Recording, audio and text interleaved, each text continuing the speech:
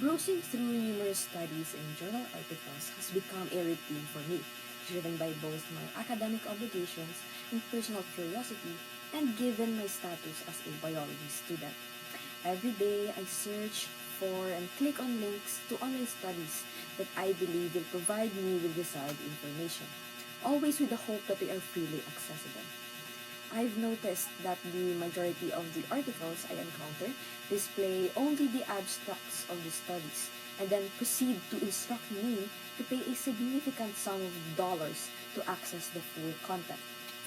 As an 18-year-old student, this financial demand is simply impossible to meet, which forces me to search for alternative solutions. An alternative discovered by students like me is a website called SciHub. It's a shadow library that grants students, researchers, and the intellectually curious an access to an extensive collection of research papers at no cost. Its popularity stems from its vast, vast database of studies and user-friendly web design. This website, founded in 2011 by Alexandra Elbakian, a computer programmer from Kazakhstan, emerged in response to her personal struggle to access high-cost research papers. A significant public controversy erupted with several publishing sites filed a lawsuit against SciHub for copyright infringement. And due to the legal challenges, Alexandra was granted a preliminary injunction and faced a judgment of $15 million in damages. However, this setback did not stop her as she continued to improve her website and expand its repository of research studies. This incident ignited essential questions, such as should knowledge be free?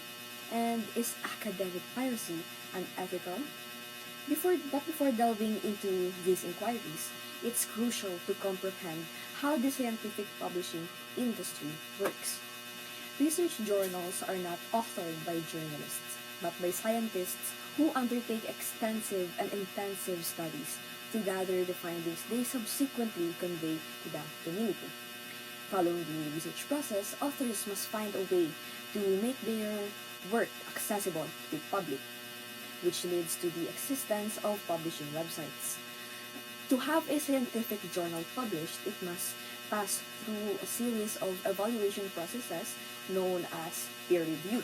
This evaluation process assesses the paper's quality and its suitability for publication. However, to proceed with these processes, scientists are required to cover associated fees, which are ultimately recouped through the prices set for accessing the research paper upon publication that we see after reading the abstract portion, as I mentioned. In most cases, scientists who utilize these services do not profit from the online sale of their work, as it is the publishing sites that get the financial rewards. And this underscores that the publishing industry primarily focuses on the business aspect of scientific research. While scientists may acquire the recognition their work deserves, they rarely earn any financial compensation. Academic publishers not only exploit scientists, but also restrict access to research and contribute minimal value. Facilitating free access to scientific studies without the financial burden unlocks a world where people from diverse backgrounds can readily obtain knowledge and information. This equitable access aids individuals with limited resources in advancing their scientific careers, thereby advancing the entire community. Using piracy websites may initially seem unethical given legal implications, but is it genuinely so? These websites do not profit from hosting research papers, from publishing the research papers, because as their core objective is to provide unrestricted access to scientific knowledge.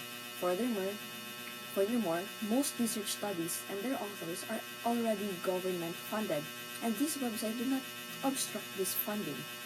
Is it really necessary to rely on the costly publishing industry to disseminate research findings? Numerous alternative methods exist to achieve this without being dependent on publishing site services, while still affording due recognition to scientists' contributions.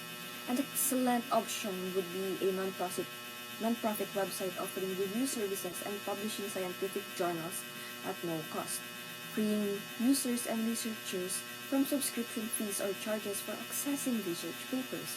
Users could then voluntarily support the website and authors through donations and sharing, making the system user-friendly and supportive of scientists.